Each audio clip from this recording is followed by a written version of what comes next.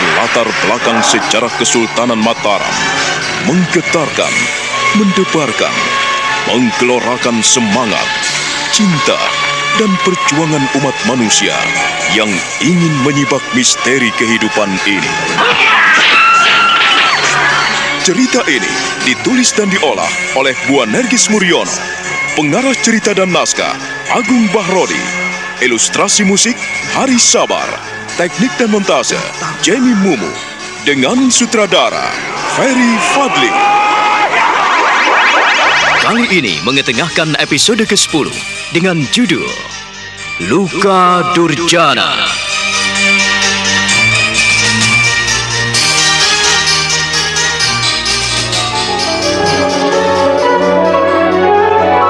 Haji Sukmo terharu sekali ketika kakek dan neneknya Pangling tidak tahu akan dirinya. Mereka saling berpelukan dan saling menumpahkan kerinduan.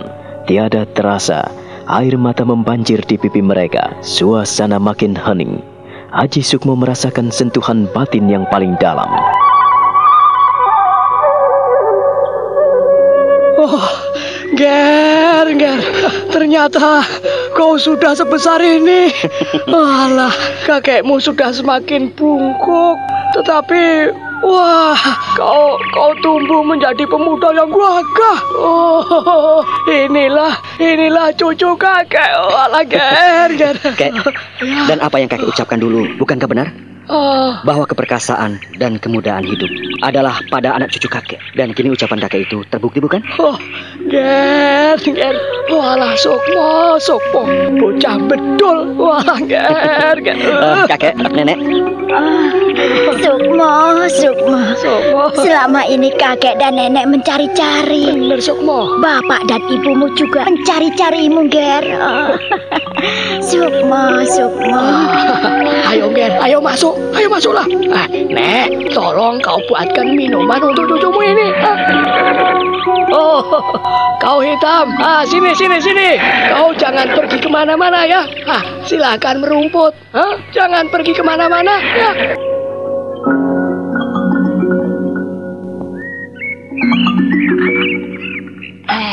Minumlah, Ger. Terima kasih, Nek.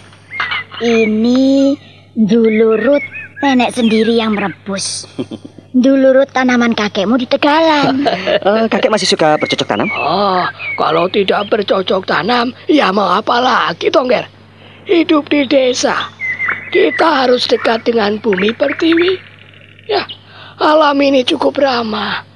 Sekalipun kakekmu ini bisa hidup dari hasil sawah yang dikerjakan orang-orang suruhan kakek. Tetapi selama kakekmu masih bisa bergerak, selama kaki tanganku masih kukuh, maka kakekmu tidak akan pernah berhenti mencangkol, Ger. Kakek tidak pernah nyungging wayang lagi? Oh, itu mana mungkin, Ger. Pekerjaan itu tidak mungkin kakek tinggalkan. Ya, sekalipun tangan kakekmu tidak sehalus waktu muda dulu, nyungging wayang adalah pekerjaan pokok kakekmu ini. Walau dengan tangan yang sudah gemeteran. Kakekmu itu seringkali tak-tok di tengah malam, Sukmo. Dia selalu bikin boneka wayang. Lihat itu, apa yang terpampang di dinding itu. Oh, itu Gatotkaca, Nek? Iya, itulah yang diimpi-impikan kakekmu tentang dirimu. Kau diinginkan seperti Gatotkaca. Bisa melompat tanpa sotang, bisa mabur tanpa sewiwi, melompat tanpa kaki, terbang tanpa sayap. Nenek ini sebagai orang tua kan ya sudah wajar apabila kakekmu ini memimpikan agar cucu kakek bisa terbang bagikan Gatotkaca. Terbang tanpa melompat tanpa kaki, ya. Tapak paluning pandai, tedas tatuning gurindo, sakti montro kuno, otot kawat balung besi. Benar, kakek. Sukmo yang suka mengingat bisa seperti itu. Ger. Kalau hal itu sudah menjadi impianmu, kalau kau sudah sampai di Mataram, nah, artinya impian-impian kecilmu itu pasti sudah menjadi kenyataan. Terima kasih atas doa restu dan perjuangan kakek selama ini. Ya. Sebagai orang tua, hanya bisa berdoa dan mendoakan, Ger. Agar anak cucunya bisa menjadi orang yang mukti wibowo. Ayo, disambi dulurut masakan nenekmu ini. Ayo, disambi, diminum kopinya agar tubuhmu menjadi segar kembali. Terima kasih, Kek. Terima kasih, Nek. Kopinya sedap sekali. Wah, nenekmu yang bikin kok.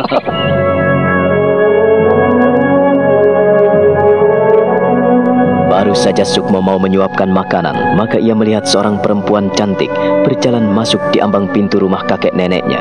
Ki Wulung dan Nyai Wulung pun ternganga melihat perempuan cantik itu. Mereka memandang tanpa berkedip. Nini, kemari. Jangan berdiri di situ. Kemarilah, Nini. Ayo kemarilah. Iya, Kek. Coba siapa ini? Siapa pemuda ini, Nini? Lihatlah kemari. Siapa dia? Kau tetap duduk di sini, Ger. Kau jangan berdiri. Nek. Nini. Lihatlah siapa ini. Cobalah kau tahu siapa pemuda ini. Gagah, tampan, dan rambutnya gondrong. Ayo lihat siapa ini. Lihatlah baik-baik, Nini. Kau wajahmu mirip sekali dengan Kakang Wari. Kau Kangger. Kau Kangger anakku, Aji Sukmo. Kau anakku, Aji Sukmo. Kau anakku. Ini ibumu, Ger. Benarkah kau anakku, Aji Sukmo? Ibu. Ger, anakku, Aji Sukmo. Ibu. Aji Sukmo. Ini aku. Anakmu yang beling, anakmu yang nakal dan suka minggat. Ibu. Anakku, Ger. Kau sebesar ini. Oh, Aji Sukmo. Kau tahu, Ger, ibu kangen. Sukmo, aku kira kau sudah lupa pada ibumu, Ger. Kau sudah lupa padaku. Tidak, Ibu. Sukmo tidak mungkin lupa pada Ibu. Ibu. Oh, anakku. Kemana saja kau selama ini, Ger? Kemana selama ini kau, Ger, Sukmo? Oh, kau gagah sekali. Ibu, maafkan anakmu. Maafkan aku, Ibu. Ibu. Sudahlah. Duduklah, Ger. Duduklah. Ya, sudahlah. Kalian duduk. Kami yang tua-tua jadi ikut nangis. Sudahlah, karena kalian sudah bertemu, jangan bertangisan seperti orang kehilangan sanak datang yang mati. Sudahlah, ayo duduklah. Aji Sukmo dan Nini Warih sang ibu saling berpelukan, menahan keharuan karena sudah lama sekali tidak bertemu. Mereka kembali berderai air mata. Ki Wulung dan Nyai Wulung ikut menitikan air mata. Sukmo menghapus air matanya yang membanjir di kedua pipinya. Demikian pula dengan Nini Wari. Ia terus menangis terisak-isak dan tidak mau melepaskan putranya dari pelukannya. Kau sudah lupa pada ibumu, Ger? Kau sudah melupakan ibumu? Mana mungkin Sukmo melupakan ibu? Dimanapun Sukmo berada, Sukmo tidak akan pernah melupakan ibu. Justru Sukmo datang juga, ingin bertemu dengan ibu. Benarkah, Ger? Benarkah itu? Kau tidak benci pada ibu? Ibu, mengapa ibu bilang seperti itu? Kau lama sekali tidak pulang, tidak memberi kabar, dan tidak mau memberitahu di mana kau tinggal dan berada. Siang malam ibumu berdoa agar bisa bertemu. Sebetulnya ibumu siang ini ingin mengajak kakekmu pergi ke Mataram menemuimu, Ger. Ibu, maafkan anakmu. Maafkan ibu. Bila selama ini berkelana dan mengembara. Dan kini Sukmo harus melaksanakan tugas dan kewajiban sebagai seorang prajurit. Anakku Sukmo.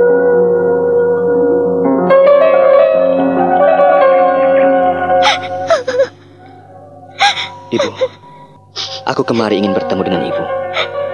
Dan kalau ibu bersedia, Sukmo akan mengajak ibu ke Mataram, bertemu kembali dengan bapak. kita bersama-sama lagi, Ibu? Mungkinkah, Ger? Mungkinkah kita bersama-sama lagi? Mungkinkah, anakku? Kenapa? Kenapa kita tidak bisa bersama-sama lagi? Kita bisa bersama-sama lagi di Mataram. Sukmo punya tempat di Kasetriaan. Dan kalau Kanjeng Sinuwun tak keberatan, kita pun bisa bersama-sama tinggal di Wisma Bapak. Mungkinkah, anakku? Mungkinkah? Kenapa, Ibu? Kenapa? Ibu membuatku sedih karena Ibu bilang seperti itu. Aku percaya bapakmu telah bercerita tentang ibumu. Ibu. Aku percaya bapakmu sudah tidak mau lagi menerima kehadiran ibumu. Bapakmu tak percaya lagi pada ibumu. Ibu, mengapa Ibu bilang seperti itu? Anakku Sukmo, bapakmu sudah tidak mau menerima ibumu. Bapakmu benci pada ibumu. Ibu.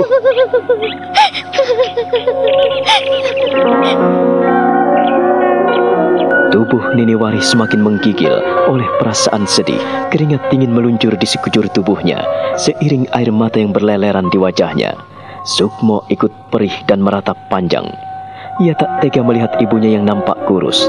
Ia merasa ikut bersalah dan tak tahu apa yang harus dilakukannya selain mempererat pelukannya. Namun perlahan ibunya merenggangkan dekapannya.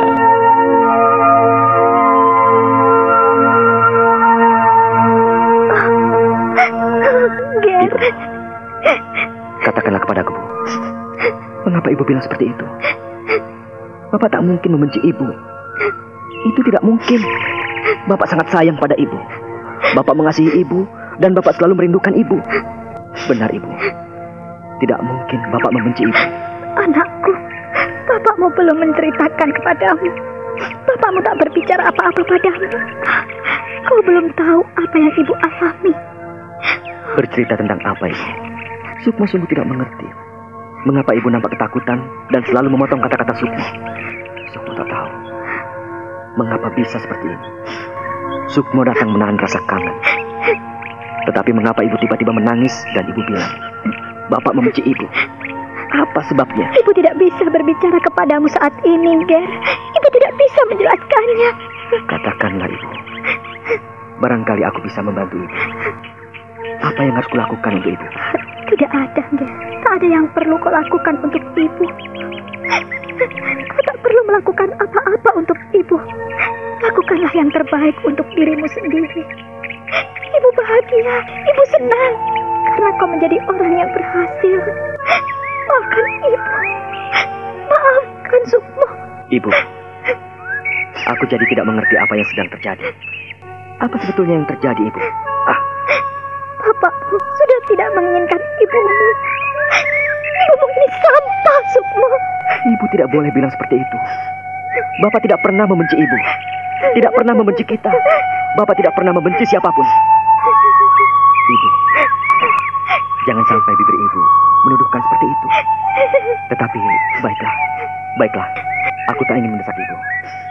Tapi ku minta, Ibu jangan menangis. Ibu jangan bersedih seperti ini. Ibu.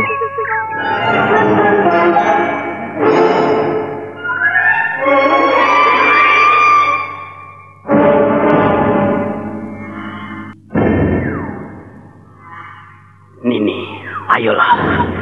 Aku akan menolongmu. Aku akan menemanimu sampai anakmu ketemu. Sampai kemanapun aku bersedia mendampingi dan menemani. Kalau Cokro, lebih baik antarkan aku pulang. Aku tidak bisa melanjutkan perjalanan ini. Sudah sampai di mana? Aku tidak tahu arah utara dan selatan. Lebih baik pulang kalau Cokro. Tak mungkin menemukan Sukmo di sini. Dia barangkali tak ada di sini. Kau bilang anakmu suka di tempat-tempat yang angker dan sepi. Ia suka berdiam diri di tempat yang keramat dan dingin. Ayolah, kau harus tetap mencari anakmu sampai ketemu. Aku lelah. Aku tak kuat melanjutkan perjalanan kalau Cokro.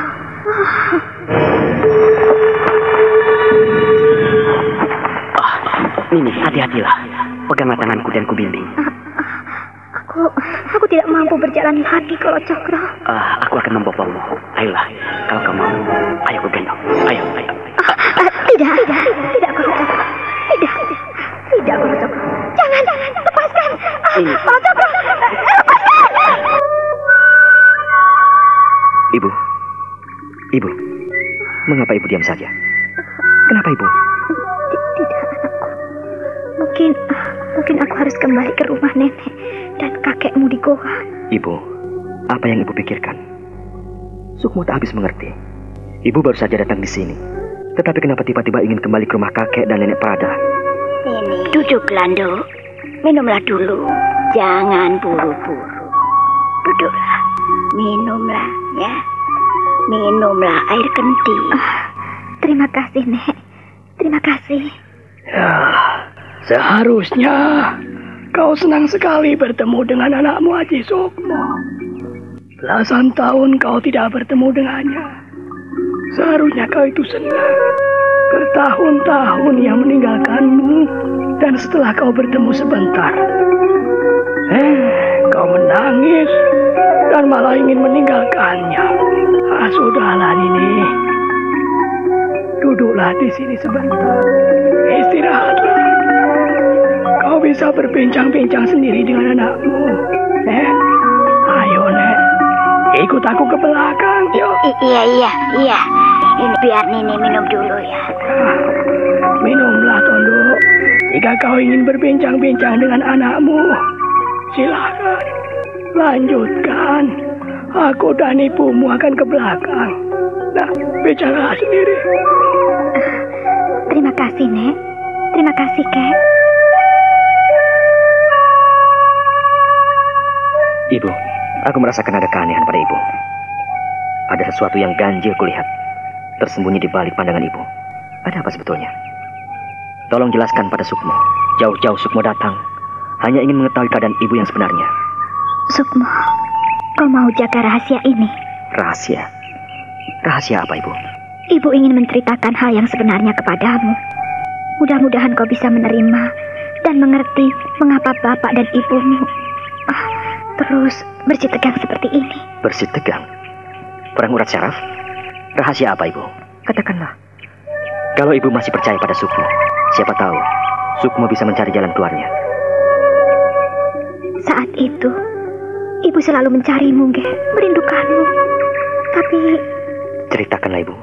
Siapa tahu Sukmo bisa membantu Ibu.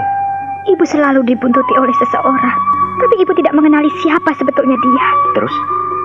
Orang itu memiliki ilmu yang aneh. Apabila Ibu membalas tatapan matanya, sekalipun dari jauh, maka Ibu bisa lupa diri. Waktu di Mataram, waktu di Krapia, atau dimanapun Ibu berada, Ibu selalu dibayang-bayangi.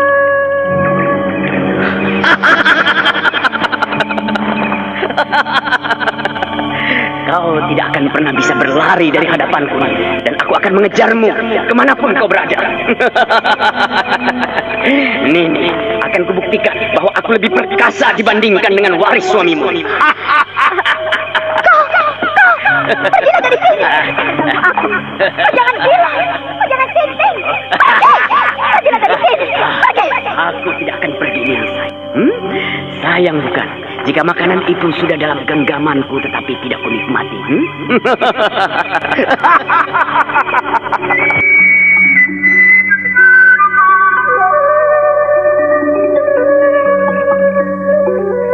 Ibu selalu diburu-buru orang itu, dan Ibu tidak menceritakan hal ini pada ayah? Semula, Ibu menyimpannya dalam hati. Ibu sedikit pun tidak mau bercerita pada ayah? Ibu berusaha menjelaskannya pada bapakmu, Ger. Dan bapak tidak mau mengerti? Bapakmu bisa mengerti. Lalu kenapa bapak mesti marah kepada ibu? Jadi orang itu yang merusak keluarga kita.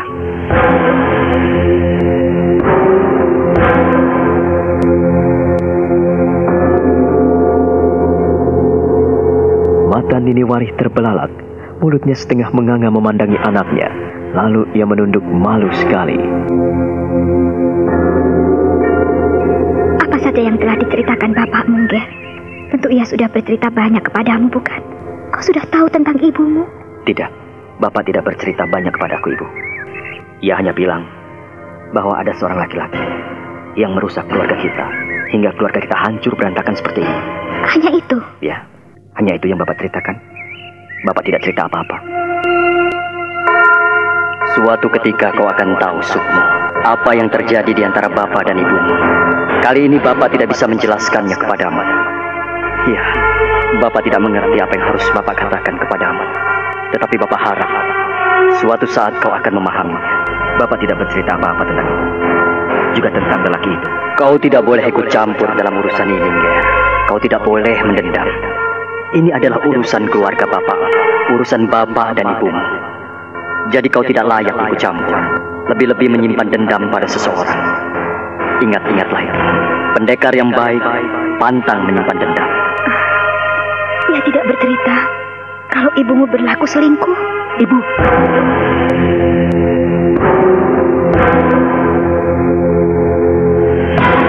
Nini Warih kelepasan bicara.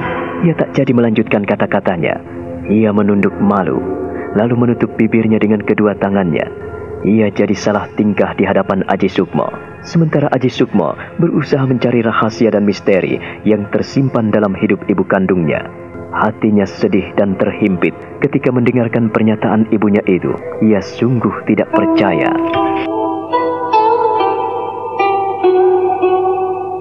Bapak tidak pernah membenci siapapun, termasuk kita. Dan aku menjadi tidak mengerti mengapa ibu merahasiakan sesuatu kepadaku. Selama aku berada di Mataram dan tinggal di Wisma Bapak, Bapak tidak pernah bercerita banyak tentang ibu. Ya, Bapak selalu menghindar apabila kutanyakan persoalan ibu.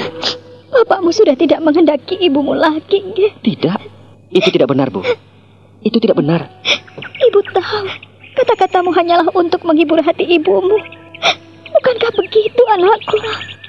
Pahamkah kau dengan keengganan bapakmu menceritakan tentang ibumu?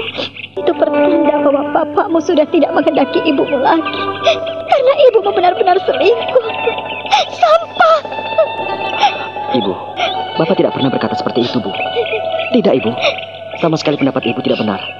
Anakku, suatu ketika kau akan tahu bagaimana pedihnya hati apabila dibiarkan begitu saja. Kau tidak mengalami apa yang ibu alami selama ini, Ger. Ya, semoga anak cucuku tak ada yang mengalami nasib sial seperti ini. Ibu, mengapa Ibu bicara seperti itu? Tidak, tak seorang pun anak cucu Ki Wulung mengalami penderitaan karena perpisahan seperti ini. Bukankah Bapak dan Ibu berpisah sementara waktu, sementara Ibu ada di sini, dan Bapak bekerja keras untuk pemerintahan Mataram? Tahukah Ibu, Bapak siang dan malam selalu bekerja. Kalau siang, Bapak bekerja membuat taman istana, membangun pintu gapura, dan hiasan pintu gerbang istana. Malam harinya, Bapak kadang mendalam di istana, dan apabila senggang, ia nyungging wayang. Jadi, kumohon Ibu tidak berpikiran negatif pada Bapak. Bapak juga menderita sekali, Bu. Aku tahu, Bapak sangat mencintai Ibu. Kau belum tahu arti kata cinta, Ger. Cinta datang sebelum kau menginginkannya. Dan ia bisa pergi apabila di hatimu tertimbun benci. Ia akan membakarmu saat ia panas. Jadi ibu minta kau pahami dulu apa itu kata makna cinta. Ibu, Sukmo mungkin masih kecil. Ya, barangkali Sukmo tidak pantas untuk bicara tentang cinta. Tetapi lihatlah Ibu, lihatlah, bayangan Ibu masih terbawa waktu Sukmo masih bandel dan keluyuran di sawah, di kali. Perhatikanlah anakmu baik-baik, Bu.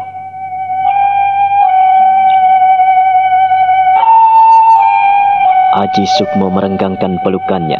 Ia memandang ibunya yang masih nampak cantik jelita. Nini Warih menyeka air matanya. Dengan mata yang basah, ia pandangi putranya. Ibu paham, Sukmo bukanlah anakmu yang dulu suka memelanting, suka keluyuran dan minggat, suka main ketapel, suka naik pohon, suka main di kali, dan suka meninggalkan rumah tanpa pamit. Itu Sukmo 10 tahun yang lalu. Ya, 10 tahun yang lalu, Ibu. Sukmo memang masih kecil. Tetapi sekarang, Sukmo telah dewasa. Atau barangkali Ibu melihat Sukmo memang masih terlalu kecil. Begitu, Ibu. Anakku, kau membangkitkan ibu dari mimpi panjang. Ya, kau membangkitkan ibu dari tidur nyenyak, Ger. Ibumu sekarang sadar bahwa kau sekarang ternyata telah dewasa. Ya, kau memang sudah pantas untuk bicara tentang cinta, tentang kasih sayang. Walaupun kau perlu tahu bagaimana makna dan arti cinta yang sebenarnya di balik kehidupan manusia, nak. Ibu, andaikan aku dapat bercerita banyak tentang diriku saat ini, apabila aku dapat memberikan jalan keluar tentang masalah Bapak dan Ibu yang selama ini membuat keluarga kita berantakan seperti ini, tentu akan kulakukan dengan senang hati. Tapi maaf Ibu, anakmu memang masih kecil, terlalu kecil. Tetapi kalau Ibu mau menceritakan hal yang sebenarnya pada Sukmo, Sukmo akan berusaha untuk membantu Ibu. Terus terang, Sukmo heran dan tak mengerti mengapa Ibu bertanya bahwa Bapak mengatakan Ibu berlaku selingkuh. Inilah yang ingin Sukmo ketahui. Ibu, apa yang sedang terjadi? Siapakah lelaki yang merusak keluarga kita, Bu? Mari kita atasi bersama. Kita hadapi bersama.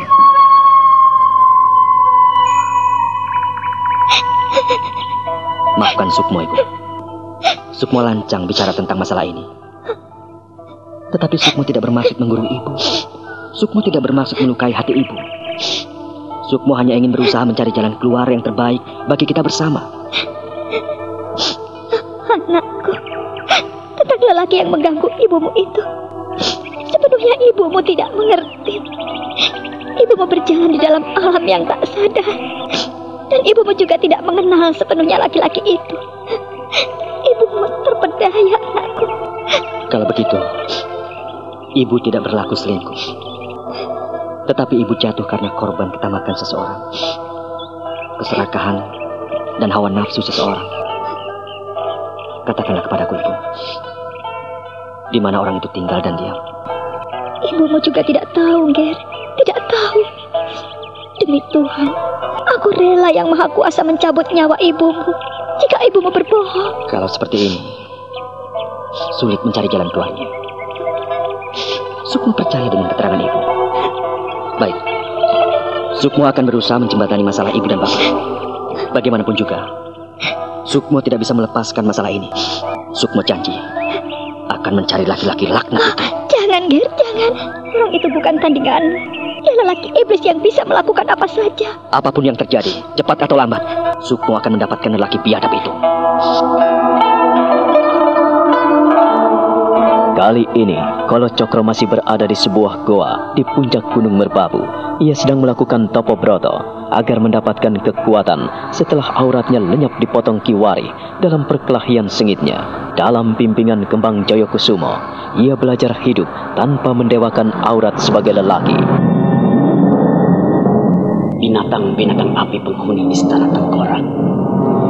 Istana maut di mana Ki Ageng pernah ceritakan semua itu. Aku harus bisa mendapatkan salah seekor dari binatang-binatang itu. Jika Ki Ageng Kembang Joyokusumo bisa memiliki kuda sembrani, mengapa aku tidak?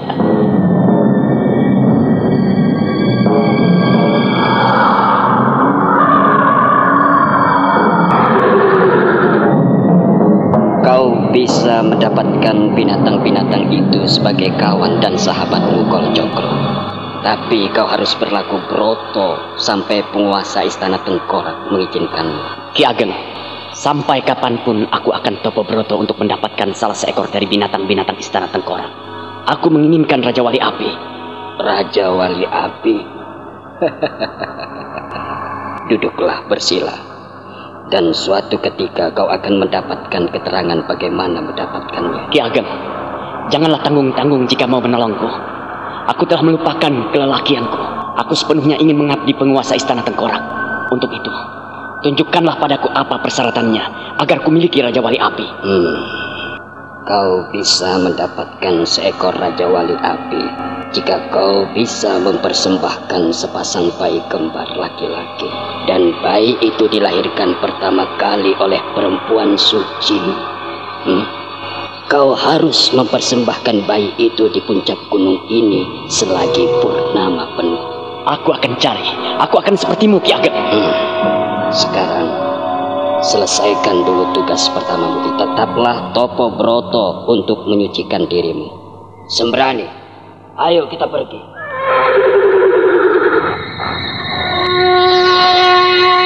Kolo Cokro semakin kusuk bertapa dalam asuhan Ki Ageng Kembang Joyokusumo.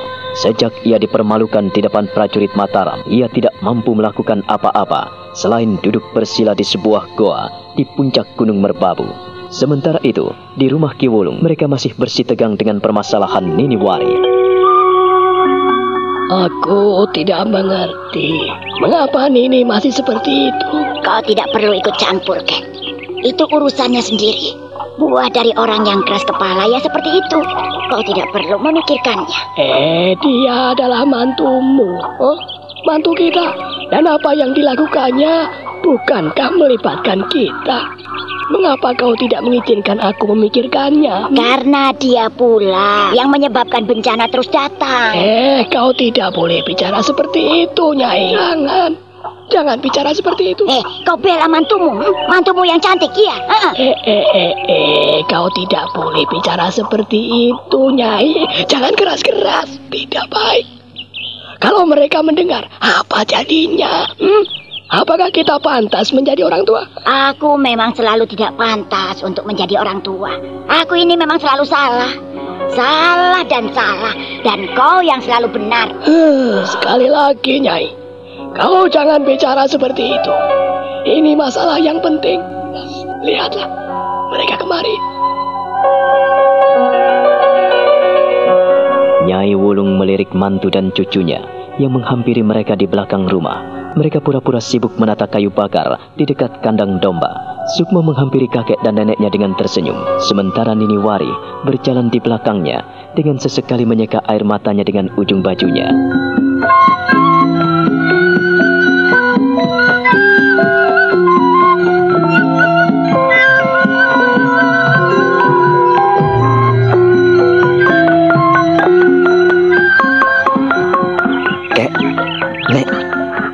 Saya akan mengantarkan ibu pulang. Loh. Kau ini baru datang di sini, Ger. Kenapa mesti buru-buru pulang? Lalu kau terus pergi begitu saja. Kau tidak balik ke sini kan? Melihat keadaan, Kek. Karena saya juga ingin ke Teratak sebentar. Ke Teratak? Iya. Untuk apa lagi? Ada sesuatu yang harus saya selesaikan di sana, Kek. Kau akan balik, Nini? Iya, Kek. Saya akan kembali ke gua. Saya sudah ketemu dengan Sukmo. Hati saya sudah lega, Kek. Kau tidak jadi pergi ke Mataram? Tidak, Kek. Saya akan kembali ke gua. Sukmo akan saya ajak, Kek. Nek. Anakmu datang dari jauh-jauh. Seharusnya kau biarkan untuk istirahat sehari atau 2 hari di sini. Malah kau ajak pulang. Kau ini bagaimana, Nini? Kau ini bagaimana? Bukan ibu yang mengajaknya, tetapi aku. Kau ini memang bandel, Sukmo. Sejak kecil sampai besar begitu, masih juga sama, bandel. Dasar. Maafkan aku, Nek, karena masih banyak keperluan yang harus kuselesaikan. Aku tidak mau membuang banyak waktu. Sudah melihat nenek dan kakek dalam keadaan selamat, hati saya sudah senang sekali. Jadi, saya harus segera pergi, Nek. Kakek. Lalu bagaimana? Kau mau naik apa? Ibumu kau naikkan apa? Biar kami berkuda. Si hitam kuat jika hanya kami menaiki berdua. Toh badan ibu tidak terlalu besar. Kau memang bocah nekat. Nekat, Sukmo. Karena masih banyak pekerjaan yang harus kuselesaikan, nih. Aku juga tidak izin pada Kanjeng Sultan. Saat ini cucumu sedang menjadi prajurit, memiliki banyak tugas dan kewajiban. Wajar apabila aku harus menggunakan waktu sebaik-baiknya. Jika ada kesempatan lain, aku pasti akan datang menengok kakek dan nenek. Mau nengok ya, terserah. Tidak terserah. Pergi sana. Kau tidak pernah betah di rumah. Baru saja pulang, sudah pergi lagi.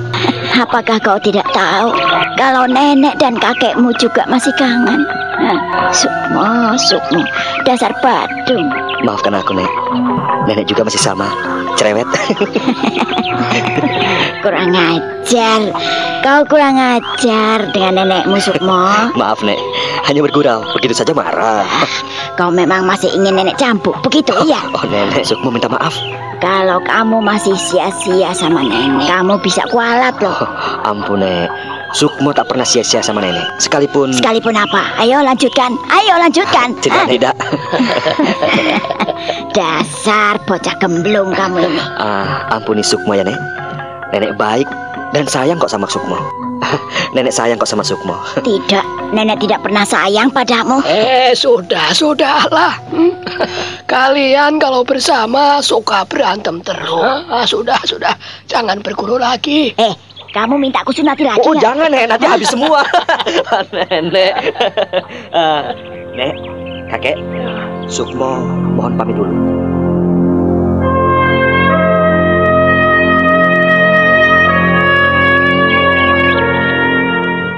Oh, Sukmo. Ya, baiklah. Kalau memang itu yang kau inginkan, kakek tidak bisa memberi bekal apa-apa. Nah, pergilah. Lakukan apa yang terbaik buat hidup. Hati-hati. Nini. Iya, Kek. Ku minta kau juga harus mengerti. Bila anakmu sekarang sudah sulit dipegang ekornya, kau harus lega dan rela. Jikalau anakmu sekarang mengabdikan diri di Istana Mataram sebagai prajurit, ya sekalipun ia tidak mengikuti jejak kakeknya sebagai dalang dan seniman, tetapi kuharapkan ia bisa menjadi orang yang lebih berguna. Baiklah, karena waktumu sedikit, pergilah, Nger. Doa restu kakek menyertaimu. Hitam. Nah, kau antarkan tuanmu kemana mereka pergi. Sudah, sana. Itu, ikuti kemauan Doromu, Haji Sukmo. Pendekar Kaloka dari Mataram. Sudah, Nger, ini kudamu. Terima kasih, Ker. Hitam, maaf ya, bila harus kami naiki berdua. Ibu, mari Bu, ku bantu naik ke punggung kuda. Kau naik dulu, anak. Nek, Ya. Kek, saya mohon pamit. Iya. Hati-hati, Ndo. Hati-hati, Londo. Sukmo melompat ke punggung kuda, lalu membantu ibunya naik ke punggung si hitam. Ibunya duduk di belakangnya. Si hitam masih tampak tegar dan gagah, seakan-akan beban dua orang di punggungnya tidak terasa apa-apa. Mau jadi apa, cucuku? Baru saja menginjakkan kaki sudah pergi lagi. Ia akan menjadi pendekar pilih tanding, Nyai. Ia akan menjadi pendekar sakti mandraguna. Apakah kau lupa janjinya? Aku tidak lupa. Tetapi kebandelan dan kenakalannya, kenapa juga tidak berubah? Tetap saja seperti itu. Heran aku ini. Ya, seorang yang pintar, pantang menghentikan langkahnya. Sekalipun ia tidur, ia terus berjalan dan melangkah dengan hati dan pikirannya. Kalau ia berjalan, ia terus memantapkan langkah dan rencana-rencananya. Sungguh beda, bagai bumi dan langit, bila kubandingkan dengan bapaknya. Setiap kepala tentu beda isinya. Lain Haji Sukmo, lain juga Ware. Iya, Haji Sukmo adalah kelengkapan Ware dan aku.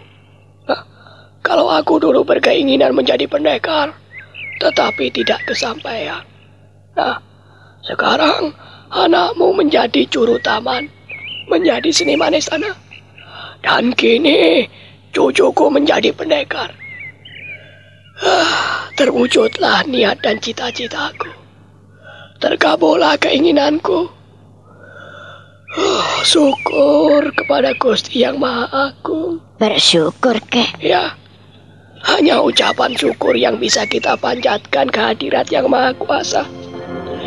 Ia memberikan cucu terbaik buat kita, Nek.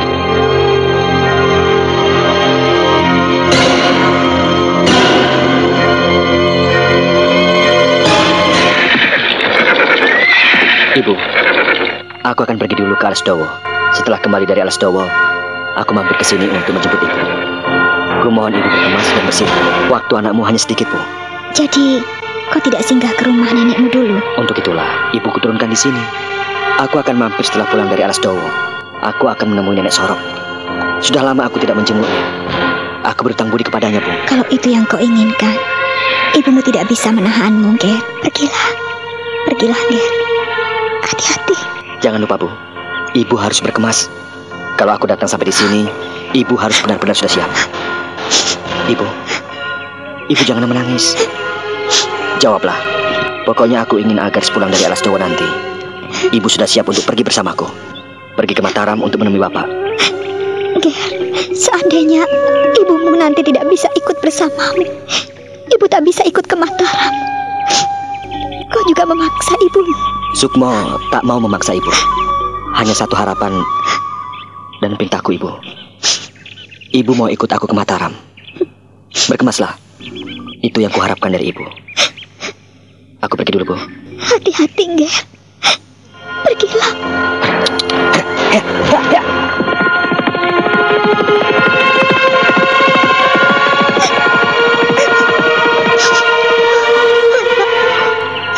Anakku, maafkan ibu. Maafkan ibumu, Ger. Maafkan ibumu. Kau gagah dan perkasa. Hatimu halus. Kau teguh pendirian.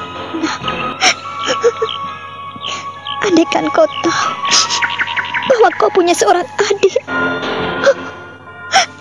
Sukmo anakku. Nini Warih makin terisak pilu ketika pandangannya mulai mengabur melihat putranya menunggang kuda semakin lama semakin kencang menuju ke alas Dowo. Ia tidak bisa berbuat apa-apa.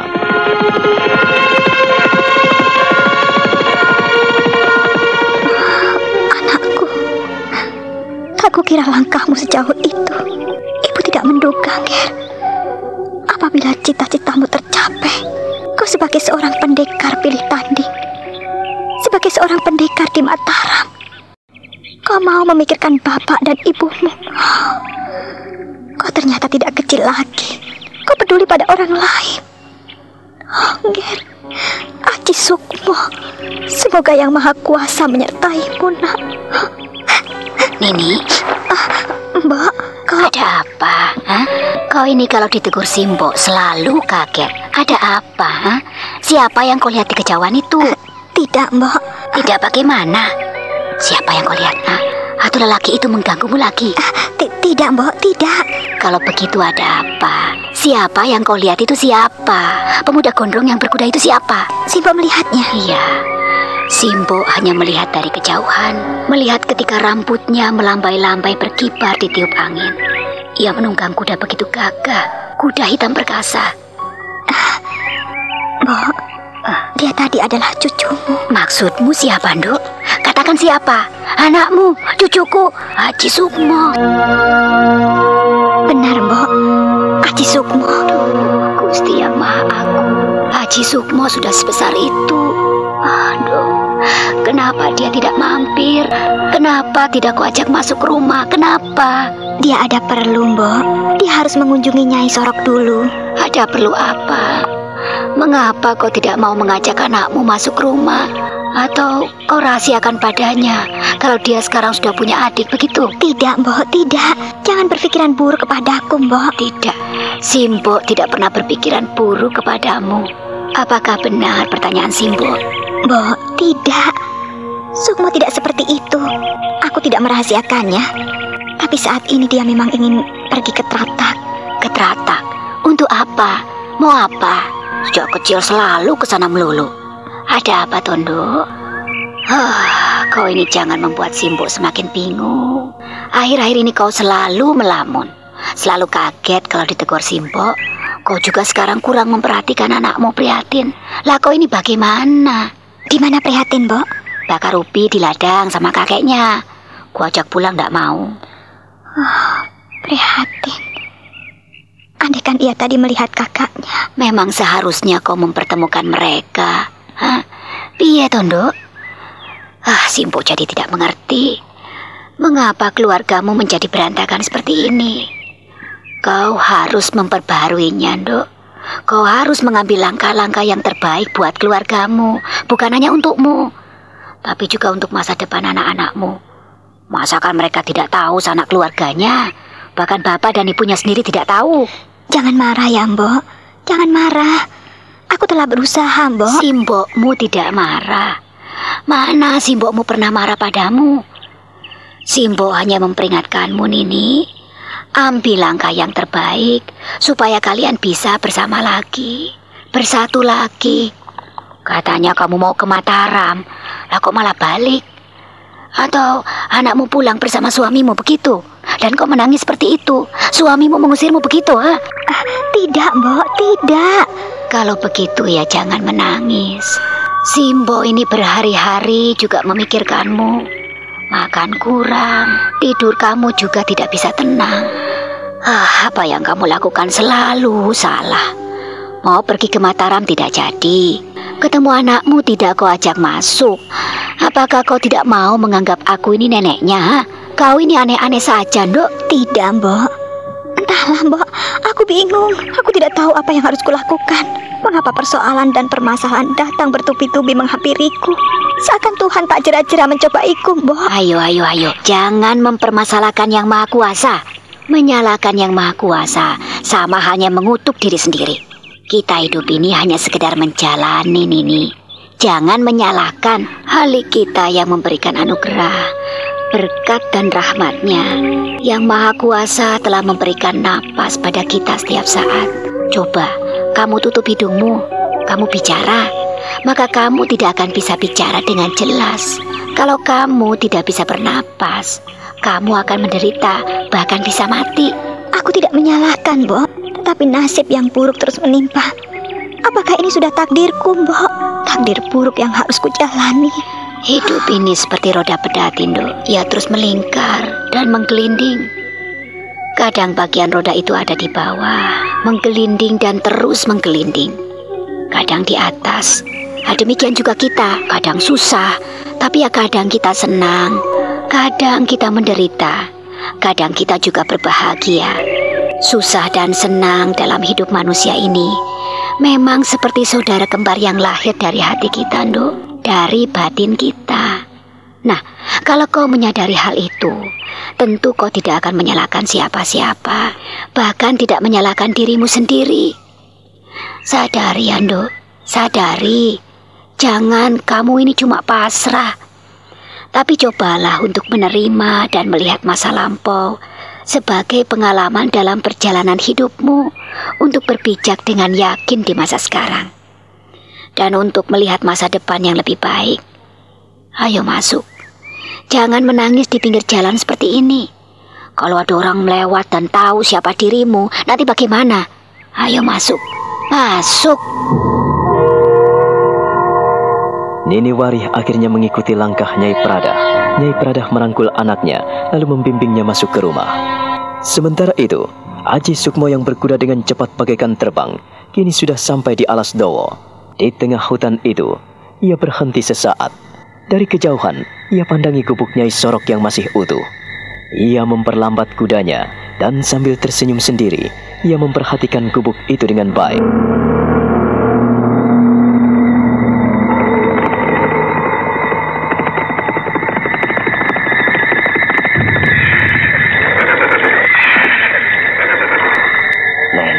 Aku tidak akan melupakanmu.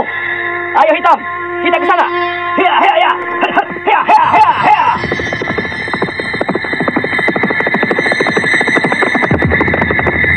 Siapa yang berkuda? Siapa? Jangan-jangan komplotan si Serengki dan Kalongking datang ke sini untuk mengobrak-ngabrik tempat kita. Wah, petang-petang begini ada orang ke sini. Siapa itu? Mana aku tahu, Nek. Kau jaga anakmu. Kau gendong dengan baik. Biar nenek yang menengoknya siapa yang datang. Iya, Nek. Tapi, Nek, aku tidak ingin nenek celaka. Nenek tidak boleh menghadapinya sendiri. Yang penting kau jaga anakmu dengan baik. Jangan mencemaskan nenekmu ini. Jika aku yang mati, kau bisa selamatkan dirimu dan anakmu. Biar ku hadapi penjahat-penjahat itu. Oh, siapakah dia? Orangnya tinggi. Oh, siapa ya? Gelap sekali. Aku tidak bisa melihat wajahnya. Oh, dia turun dan menambatkan kuda. Oh, iya. Makin ke sini. Oh, baik. Aku akan mengawasinya.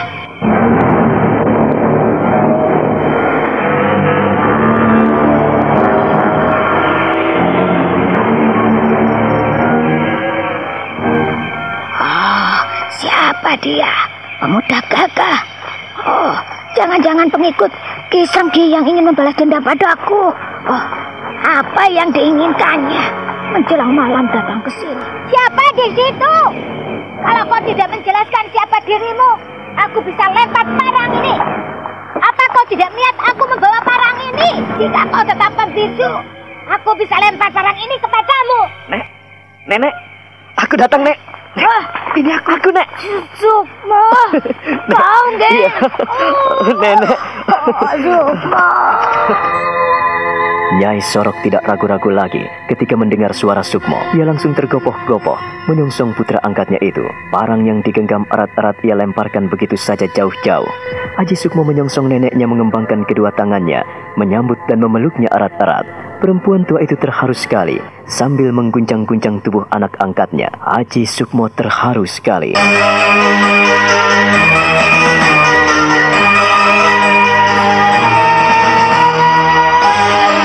Nah, bagaimana kisah selanjutnya? Saudara pendengar, silahkan menunggu seri berikutnya dalam serial Wahyu Astabrata ini. Sampai jumpa.